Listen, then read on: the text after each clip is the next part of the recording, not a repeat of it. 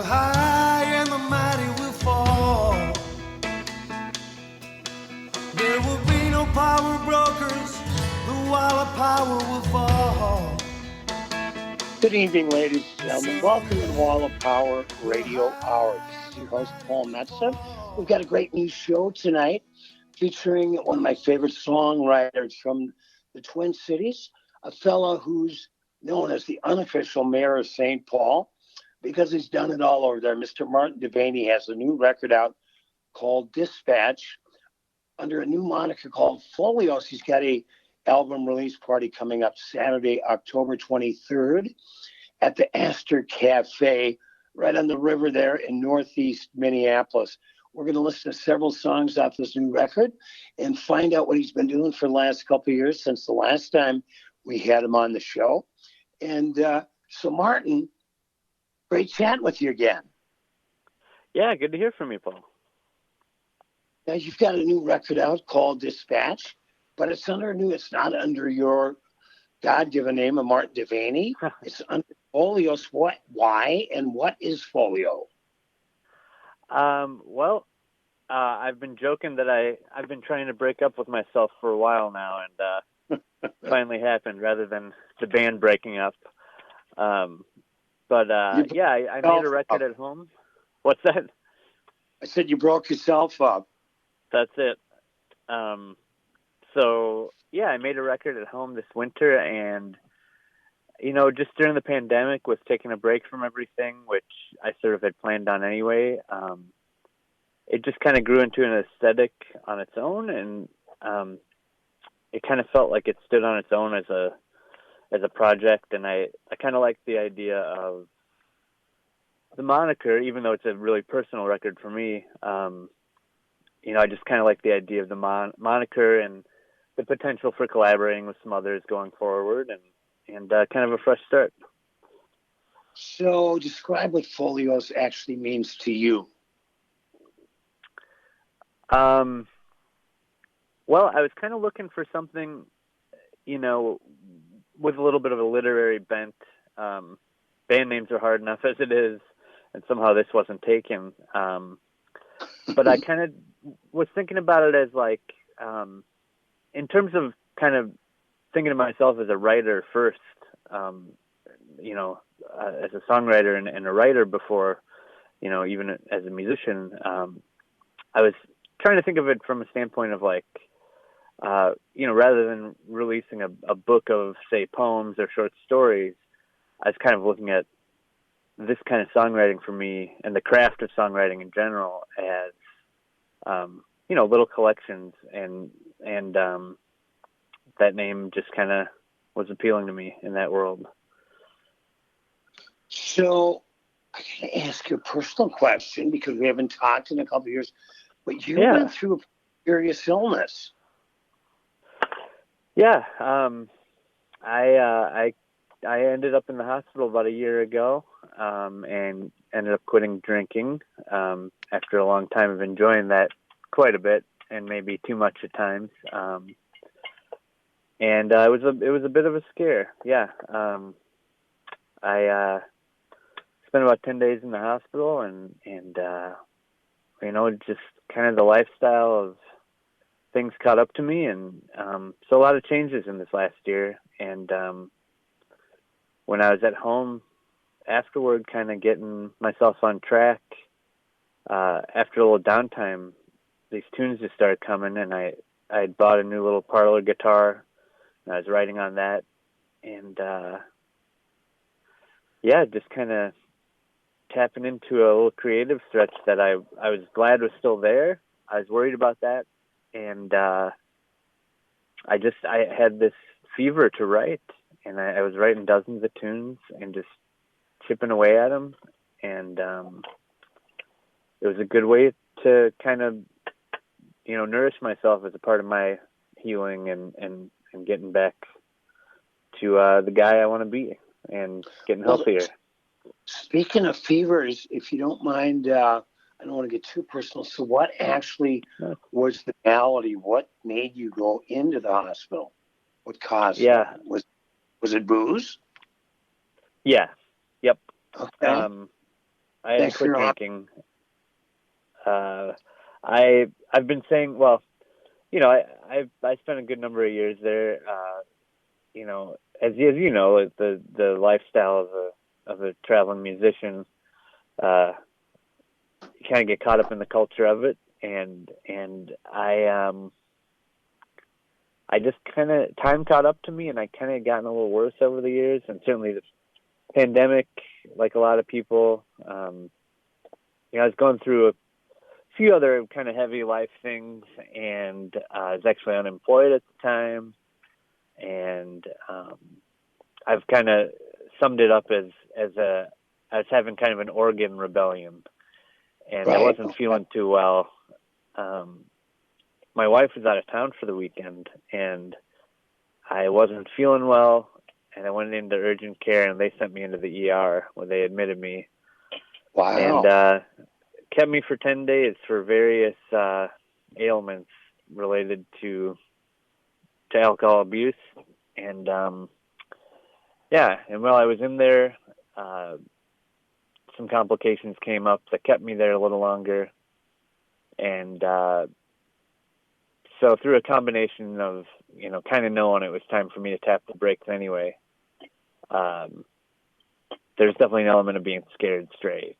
And it just caught up with me. I mean, we've all seen it go a number of ways in this line of work. And I was kind of being told that I had a decision, that I either make a change or, next time, there might not be a next time. They might not be seeing me again. So, well, I'm proud of you, man. Congratulations. Thanks. And then your wife must have been overjoyed when you got up. Well, she had a sober husband for the first time. Right. Yeah. Well, aside from, the whole not dying thing, the best part of all this has been, you didn't die. We like that. Yeah, I'm typically a fan of that. Yeah. Maggie's been, it's been great for her to alleviate that stress from her life and any worries that she had, and any of the BS she has to put up with that comes along with that. Not that I wasn't typically a fun drunk, but but the lifestyle caught up with me, and I have no one to blame but myself. But it's been good. It was something I realized needed to happen. And, the illness, as it were, kind of cemented that. But I've really, over the past year, I've really kind of just rediscovered, like, the guy I really am and who I want to be as a writer, a musician, a husband, a friend, a person in the community and in this music community as well. I want to stick around, and I'm happy to report that, one of my first show back, or well, my second show back, first show with this group was at Palmer's. And if you can make it 4 or 5 hours of Palmer's playing a show and walk out without a wobble, it's a good sign. You're superhuman. And let's give a shout out to the great Tony Zaccardi, who's kept the place afloat, that historic joint on Cedar Avenue. It's been there for over 100 years. And I'm glad to see that yourself and Baby Grant Johnson, Rich Manson, all my good buddies have worked there. So shout out to Mr. Zaccardi. Well, and I know you've been so kind when I put on my benefits for homeless doggies. You've played several of them. I know you're a big dog lover, and I'm sure your doggy, tell us the name of your doggy and how happy must your dog have been when you got home from the hospital. Yeah, Cooley, named after Mike Cooley, the guitar player from Drive-By Truckers.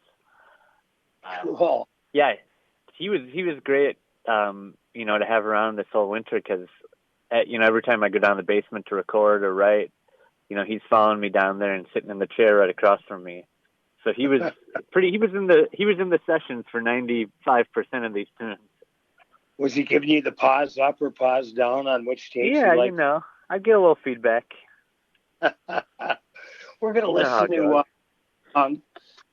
your new record, Dispatch, called Bad Penny. Give us a little intro to this number, Martin Devaney. Oh yeah, this was the maybe the last song I wrote for this. I figured we needed I've been joking that my label, Pig's Eye Records, was pressuring me for a single, so we needed something a little upbeat, at least a little bit upbeat, and so I kind of came up with this one. Is it sounds like it might be about somebody in particular? You said that there's a line in there, Shane MacGowan without the songs. I happened to watch a phenomenal Shane MacGowan documentary last night on Hulu. If you haven't seen it, you must. Have you seen it? Is it the Drink with Shane MacGowan, or is it a newer one? I think it's a newer one. Okay. I saw one maybe from the 90s. Yeah, no, this one's newer. It's really good. I highly recommend it.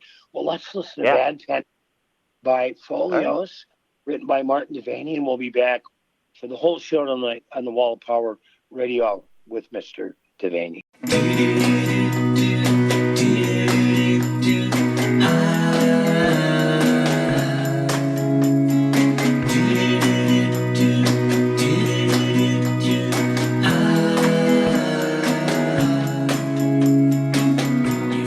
Trash can smile and disappear.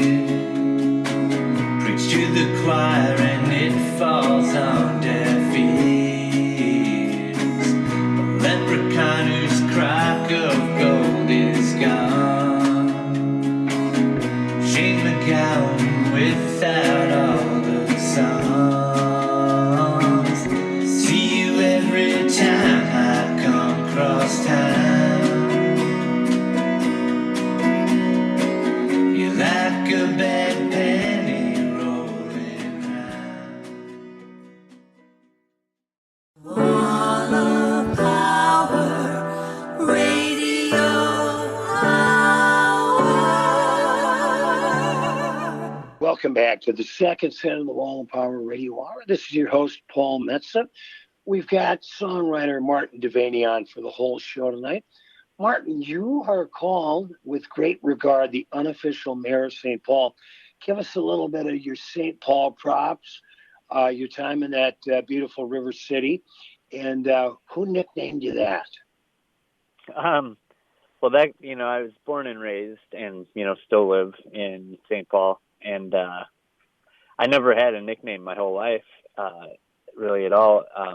But about 2006 or 7, there was a local music top 10 roundup in a old magazine called Metro Magazine. It's a monthly local cultural magazine, and songwriter named Stuke, who had a lot of records out around then, was playing out a lot, was given his top 10 local songs of the year, something like that. And he had mentioned one of my tunes and put in there, from the unofficial mayor of St. Paul, and it just caught on. Like people started using that and calling me that, and I have a lot of pride for my hometown, and I've always thought of myself of the Twin Cities, and certainly it's come up in the St. Paul and Minneapolis scene, but I embrace the association. So I started out truly well deserved. Keep going. Yeah. Oh, just, I started out playing in bands in late high school, and two of the guys in my live version of the group right now go back to high school and grade school with me, and I've been in my regular band in the past, and so it's just kind of something that stuck. I think it gets a little bit blown up at times, but I go with it. What? Tell us about, you used to blow a little saxophone in high school. Yeah. Since I was about 12 or 13, through high school, and I played in jazz groups out of the Walker West Music Academy on Selby Avenue. And then I joined the hip-hop group High Respects my senior year of high school, as that started up with some friends. Played in that group for a few years. Played with Mike Gunther's band for a while. I do play sax on one tune on this record, and I pick it up every now and then. Played in Roma de Luna for a number of years.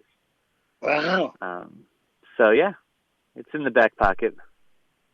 Well, good for you, Martin. You're a talented cat and a great lyricist. I think it's one of the things you're really known for is a songwriter. But Sure. you're very well read, and you went to the U of M. Did you study English at the U? I did. I started out in journalism and didn't stick there very long.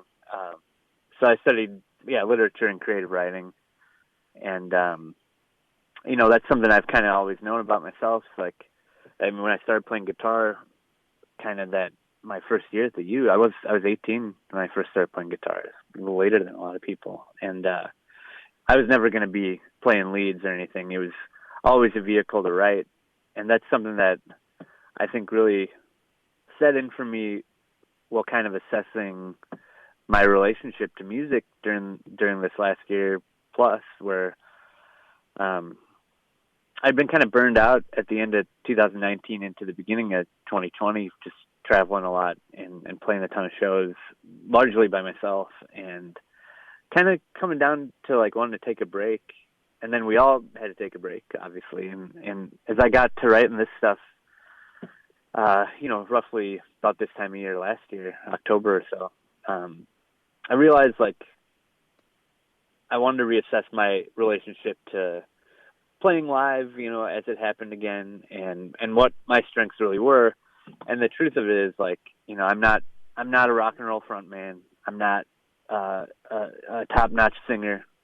I'm not, like I said, going to rip off a hot lead guitar part, but I can write, and I enjoy catching on to melodies and whatnot, especially. But the craft of writing is where my strengths lie, and really what I love, and that's something that kind of came back to me this last year was just like looking forward to writing rather than at its worst being a chore, or kind of where it's been the last decade plus for me is something that like I still do regularly, and I crank out tunes, but I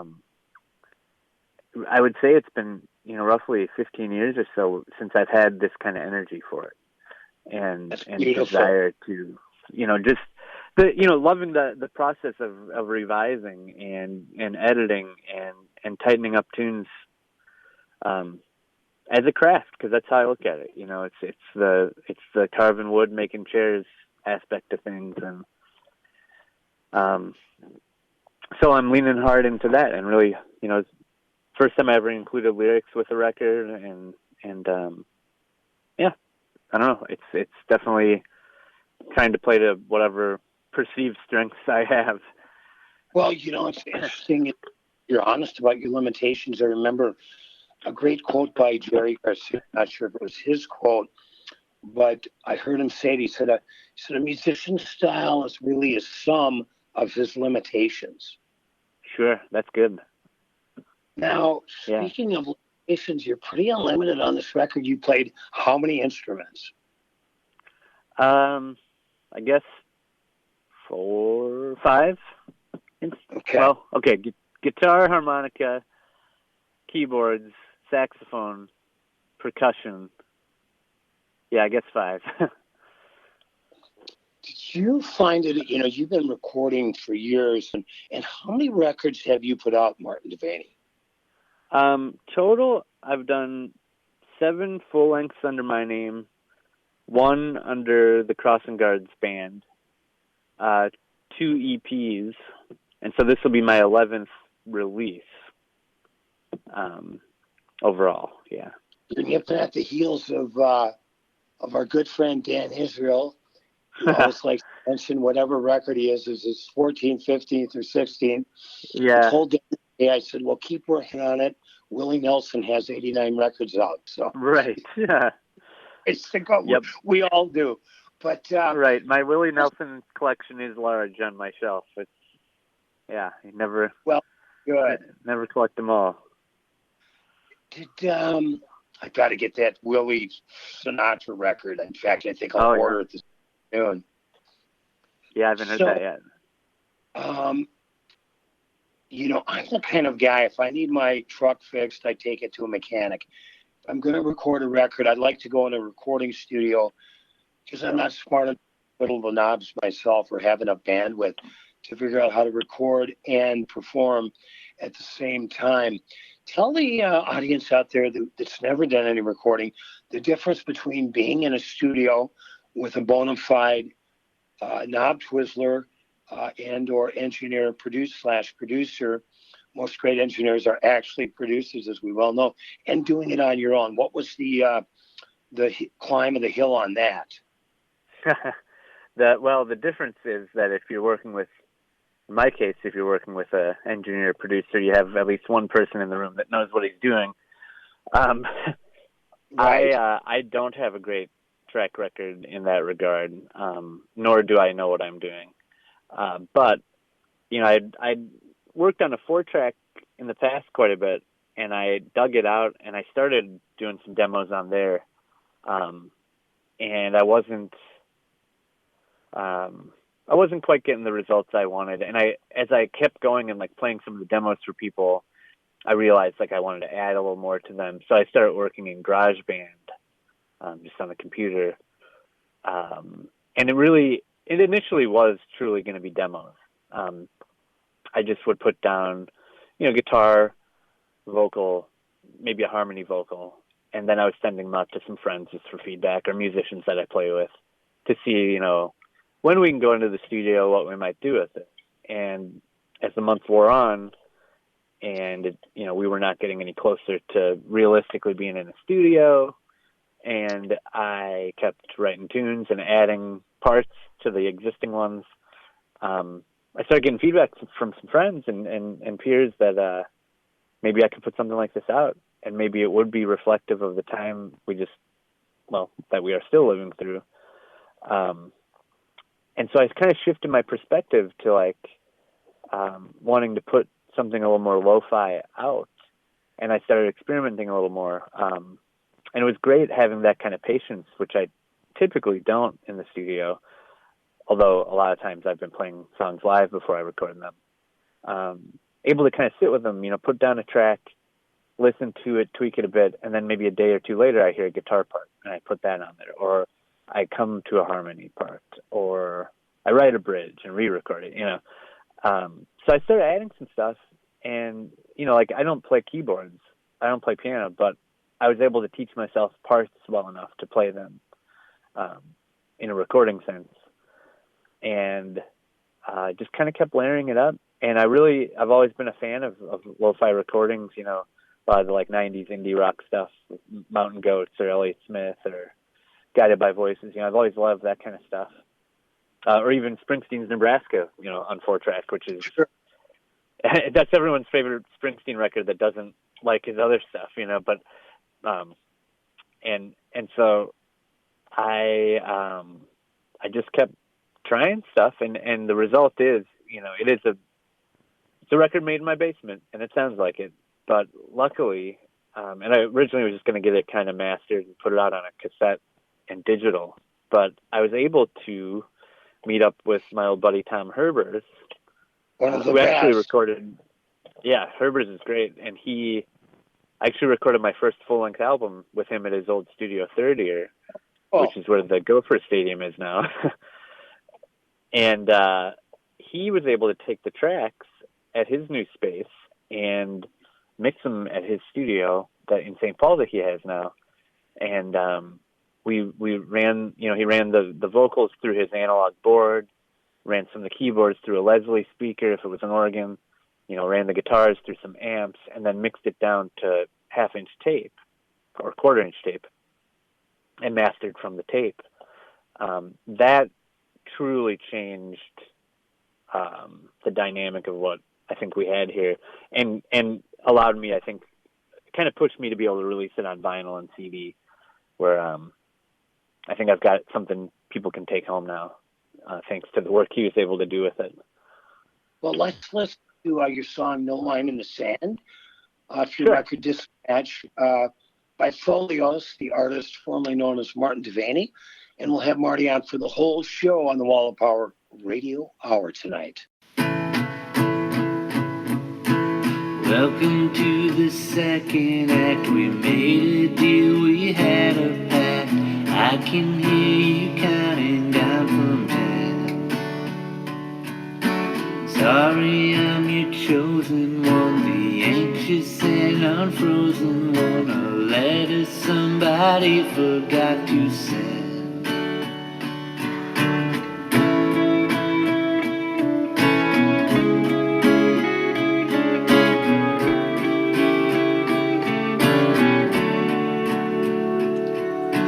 Fraud was all you ever saw. Applauding was the fatal flaw. Gonna take a knife to my red pants. Wall of Power Radio Hour. Welcome back to the last set of the Wall of Power Radio Hour. This is your host, Paul Metsa. We've got my good friend Martin Devaney on for the whole show tonight. We're exploring his new record, Dispatch. We've heard a couple of tracks. We're going to hear a couple more before the show's done. Martin Devaney, you've also worn the hat as a label owner, and you had your label, Electone Records, for how long? And let's talk about a couple of our good friends that put out records on that label, Charlie Parr and Dan Israel. And tell us about your foray into being a label honcho. Yeah, so I kind of started Electone out in 2002, more or less as a vanity imprint, as just to release my own music. And then pretty quickly, a couple other bands came into the fold as kind of a cooperative where we would they would get to, essentially self-release the record, but use the logo, put it on our website, and then we'd take out ads in No Depression or whatever magazine and share the cost and kind of play shows together and help each other out. That grew a little bit when a friend named Scott Laguerre came on board a couple years into that via Mark Stockert, and where I made, I think, 4 records total so far with him.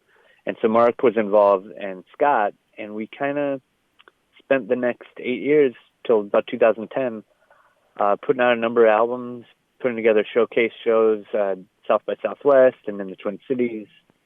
Worked with Charlie Parr, Dan Israel, Joanna James, Little Man, number of other artists.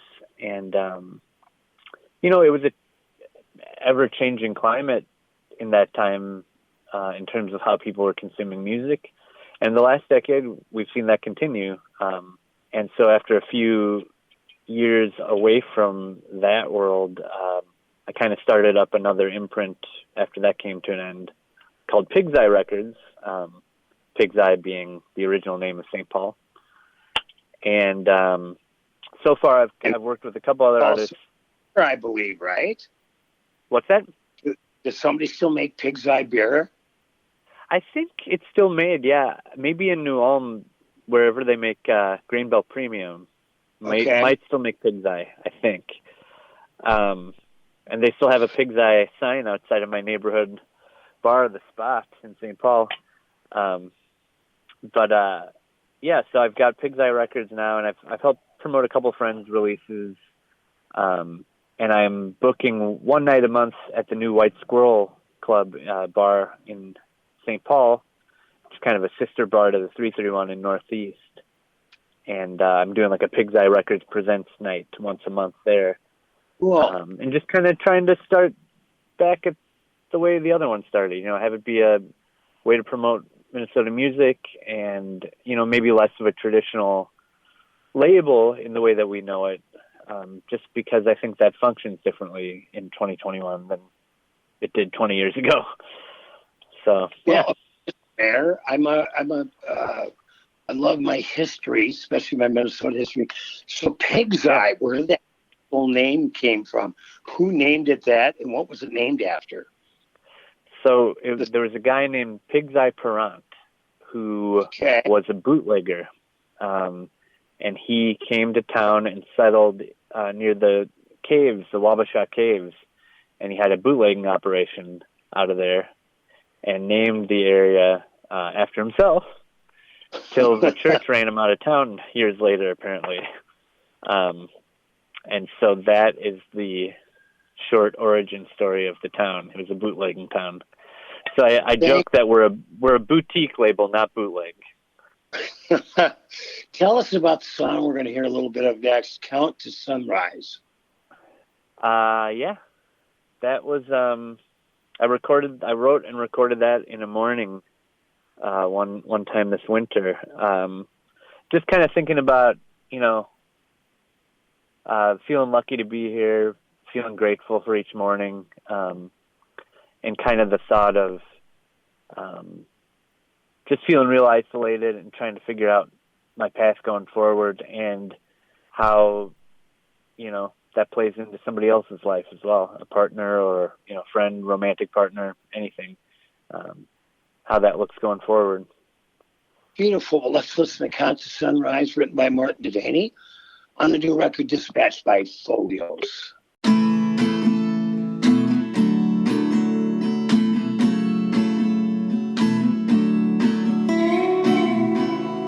Oh, how many more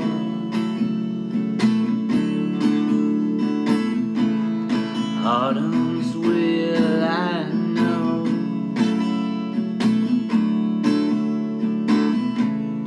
Burning leaves next door,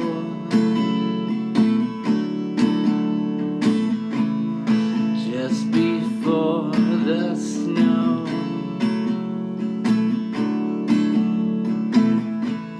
Seasons start to blur,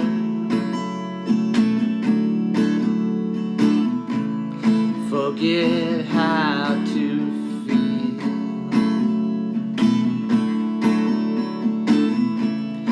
Something strange occurs.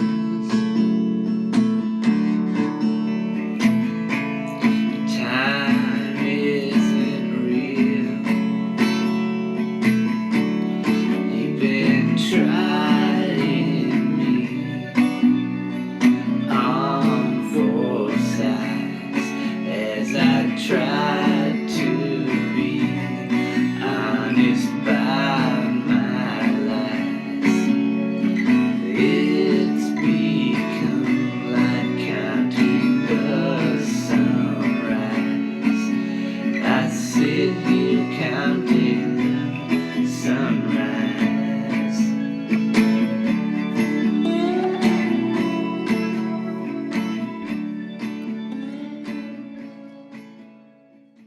We just heard Count to Sunrise by my guest, Martin Devaney.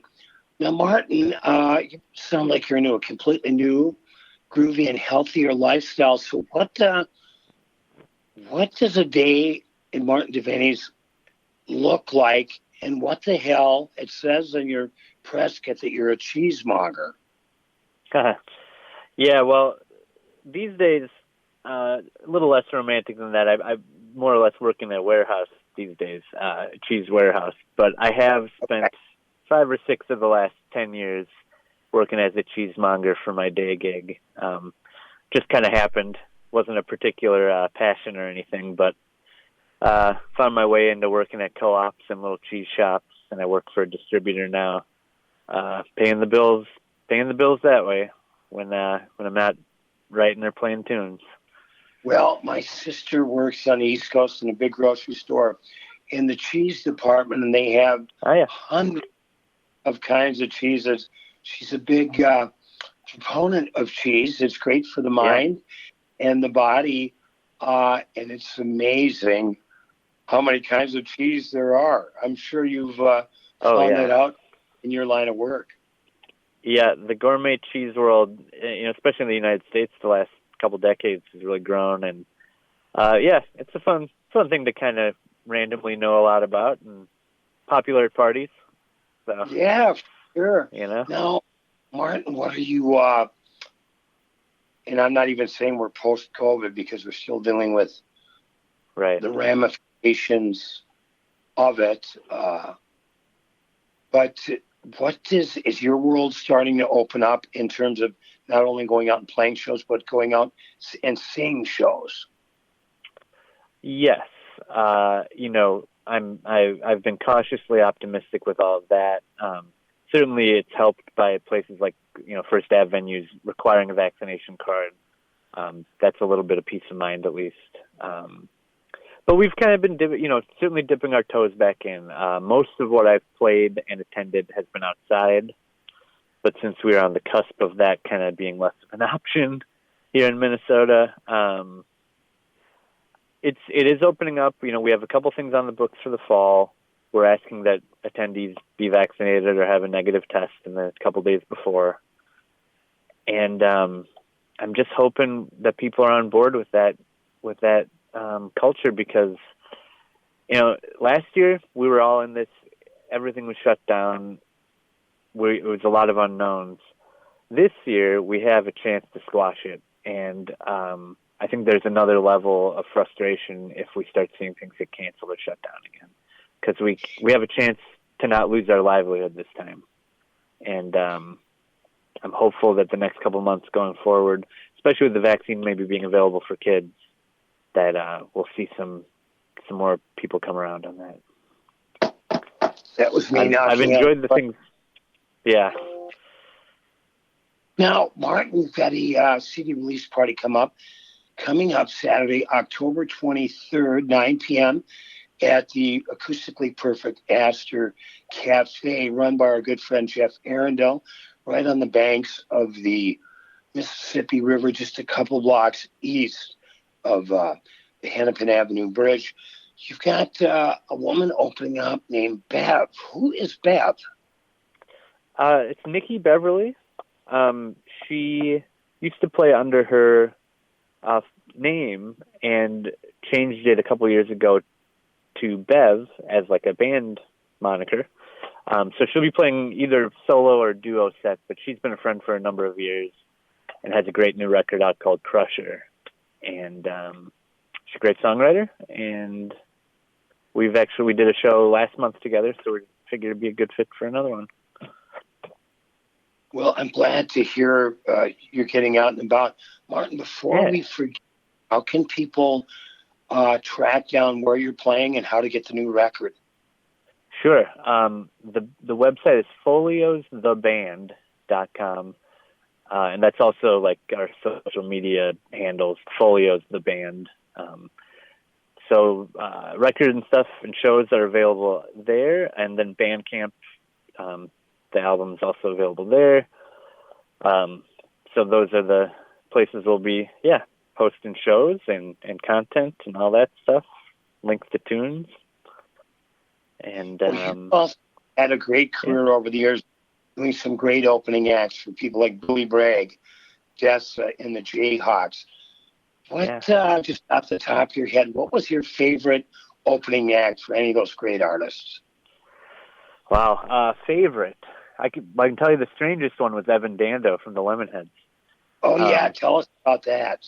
That was a trip at the Fine Line about 2003, and he was quite a character that night. He was a trip. Other good ones. His drug buddy Ray. It was something like that. He was allegedly sober at the time, but I wasn't so sure. But he was great. I've had some good ones. Mike Doty from Soul Coughing he was really nice. Rhett Miller from the Old 97s was great. Opening for him at the Turf, he was very nice. There's a lot of them. When I played in Roma de Luna, we opened for Mavis Staples at the theater. That was special. It doesn't get any better. Yeah, that was a special one. And then, there's been a lot over the years. Robbie Fulks is a great songwriter I've opened for a few times. Oh, he's a phenomenal guitar player. Yes. Yeah. So those are some, Martin Devaney, you've been in the biz for over 20 years. You and I have shared several stages together. You've seen, like I've seen, like all musicians, especially independent musicians, have seen the live scene change, record distribution change, then the advent of streaming services, which goofed everything up. What is your outlook as a working musician in the current environment. What can you tell us about that, and what are your feelings? You know, I'm like everybody else, scrambling to keep up with everything, and you know, I'm not so much of a holdout that I am, you know, boycotting Spotify or anything like that, because I think we have to recognize that, you know, the way people consume music is ever changing. Though I still believe in the artifact and the art of the album. You know, this record is still coming out on vinyl. You know, it was sequenced in a certain way. There are two distinct sides in my mind. But recognizing that, you know, streaming is a thing, and that you know, radio has a different role in discovering music. It just comes back to the craft for me. I believe that if we keep, you know, making stuff and writing and putting it out, you know, there's going to be people who gravitate toward that. And I've certainly changed my perception on what I define as successful, and rather, you know, just trying to find the people that this connects with. And I think that still begins with great songs. I'm again cautiously optimistic for the future of music making. You know, thinking about how sustainable it is in a financial sense, that's tricky. But all I know to do is keep picking up the guitar and the notebook and booking shows and making myself available, you know? Yeah, well, we're happy you're still with us. You've got a gorgeous wife, lovely dog. You've got a new record out. You're 12 or 13. You're successful in my book, Devaney. Thank you, sir. You too. Your stories and tales have been an inspiration. So. Well, thank you, Martin. Well, it's great chatting with you. We're going to listen to Better Off Sashes by Folios, written by Martin Devaney off his new record, Dispatch. Go out and get it. Check them out, the Astor Cafe, October 23rd. Martin, it's been great chatting with you. I hope to see you in person soon. Yes, you too. Definitely. Thanks for listening to Wall of Power Radio Hour. The show was produced by Paul Metsa, engineered by Brett Johnson. And we'd like to thank our great sponsor, School of Rock, Eden Prairie. We want to thank our guest, Martin Devaney. We've got a bunch of fresh shows coming up on the Wall of Power Radio Hour. You can go to am950radio.com and find podcasts of the last 7 years of shows. And we appreciate you listening every week. And remember, like my dad used to tell me, remember to be kind and make someone happy.